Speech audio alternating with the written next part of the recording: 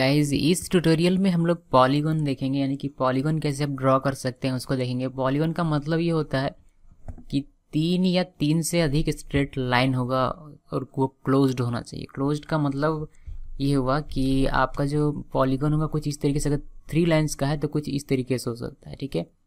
इस तरीके से हो सकता है, इस तरीके से हो सकता है, किसी भी तरीके से 3 लाइन का हो सकता है, बट ये पूरी तरीके से क्लोज होना चाहिए। ऐसे इस तरीके से, मतलब 3 लाइन में इस तरीके से नहीं हो सकता, ये पूरा क्लोज होना चाहिए। अगर पॉलीगॉन अगर मोर देन 3 है, जैसे कि मान लीजिए कि इस तरीके से है, तो ये पूरा इस तरीके से क्लोज होना चाहिए, ठीक है। अगर इससे भी ज़्यादा बड़ा है, मान लीजिए कि इस तरीके से है या फिर किसी भी तरीके से है आपका, ठीक है, पता नहीं है क्लोज कैसे होगा, जैसे भी हो इस तरीके से। या फिर आप अगर कुछ लेटर डिज़ाइन करते हैं, मान लीजिए कि एल आपने डिज़ाइन किया हुआ इस तरीके से, तो ये इस तरीके से होना चाहिए, ठीक है। सो बेसिकली इस तरीके की चीज़ें आप डिज़ाइन कर सकते हैं पॉलीगॉन का यूज़ करके। सो हम लोग यहाँ ज़्यादा क्रिटिकल नहीं, छोटा सा सिंपल सा देखते हैं, ये इस तरीके से हम लोग ये कैसे डिज़ाइन कर सकते हैं, ठीक है। सो चलिए देखते हैं कि इसको कैसे डिज़ाइन कर सकते हैं पॉलीगॉन का यूज़ करके आप, ठीक है। तो सबसे पहले यहाँ आपको एरे का यूज़ करना पड़ेगा। क्योंकि इसका मैं आपको मेथड पहले बता देता हूँ कि पॉलीगॉन का मेथड क्या है, ठीक है। पॉलीगॉन का मेथड g.draw पॉलीगॉन आप देखेंगे यहाँ, तो आपको यहाँ पता चलेगा कि ये क्या कहता है कि x पॉइंट्स, y पॉइंट्स और विड्थ सेट यहाँ होना चाहिए। तो x पॉइंट्स मतलब x का जो भी, मतलब जितने भी आपके पॉइंट्स हैं सभी का x वैल्यूज, और y पॉइंट्स मतलब y का सभी पॉइंट्स के y वैल्यूज, और कितने पॉइंट्स है विड्थ में आप लिखते हैं, कितने पॉइंट्स हैं उसको आप लिखते हैं, ठीक है। मेरे कहने का मतलब ये है कि अगर आप एक इस तरीके से पॉलीगॉन बना रहे हैं तो यहाँ एक्स वाई होगा इसका अपना, ठीक है। इस पॉइंट का एक, इस पॉइंट का एक्स वाई होगा और एक इस पॉइंट का एक्स वाई होगा, ठीक है। तो जितने भी एक्स हैं सभी को आपको यहाँ लिखना है, जितने भी वाई हैं सभी को आपको यहाँ लिखना है, और टोटल मिलाकर कितने वर्टिसेस हैं 1 2 और 3, तो 3 आपको यहाँ लिखना है इंटीजर वैल्यू, ठीक है। तो इस तरीके से आप इसको बना सकते हैं, लेकिन प्रॉब्लम ये है कि एक्स पॉइंट्स, वाई पॉइंट्स, इन सब चीज़ों को कैसे किया जाए।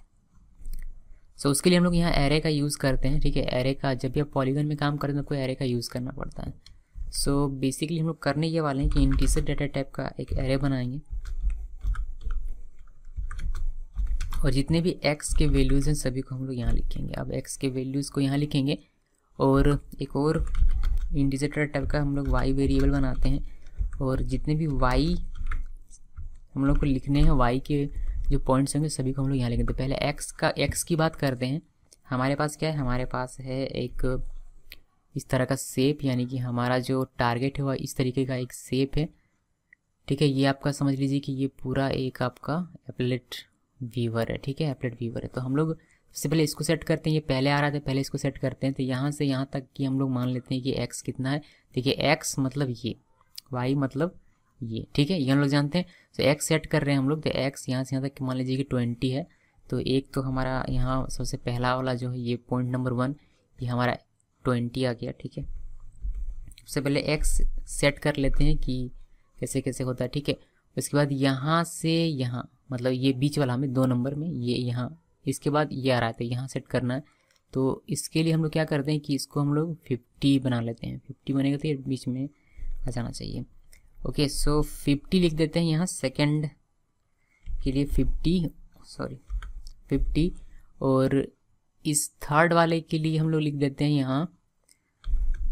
यहाँ से देखिए यहाँ 20 30 50, तो 50 30 80, ठीक है, 80 लिख देते हैं। इससे हुआ ये कि आपने यहाँ क्या किया हुआ है कि यहाँ आपने 20 लिख दिया, कॉमा अभी वाई का बाकी है, वाई का लिखा नहीं हम लोगों ने, और यहाँ आपने 50 कॉमा वाई का अभी तक हम लोगों ने लिखा नहीं, और यहाँ इसके लिए आपने यहाँ क्या किया है कि 80 और वाई के लिए अभी तक हम लोगों ने लिखा नहीं है, ठीक है।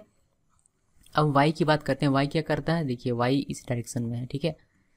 सो वाई यहाँ से यहाँ फर्स्ट वाले में यहाँ से यहाँ तक का जो डिस्टेंस है उसको हम लोग ले लेते हैं 70 या फिर 80 ले लेते हैं, ठीक है। वो तो डिपेंड करेगा आप पर कि आप कितना लेना चाहते हैं। तो मैंने फ़िलहाल 80 ले लिया, ठीक है, यानी कि यहाँ से यहाँ तक ये 80, ठीक है।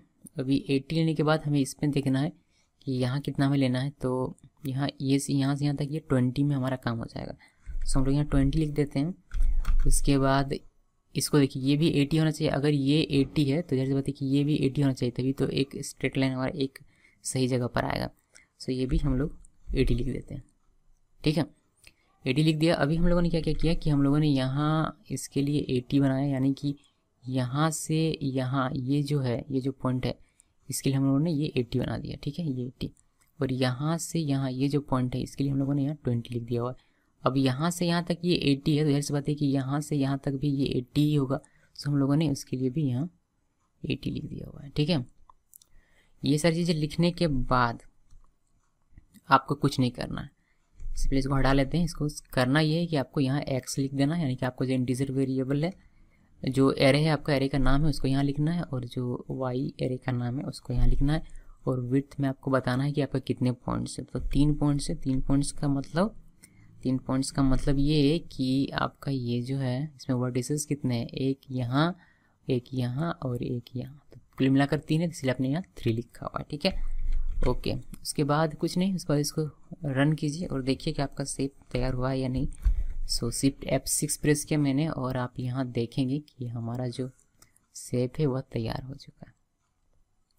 ठीक है, तो इस तरीके से आप पॉलीगॉन का यूज़ करके कोई भी शेप बना सकते हैं, कोई भी शेप, बस आपको कोऑर्डिनेट्स पर ध्यान देना है और कुछ नहीं।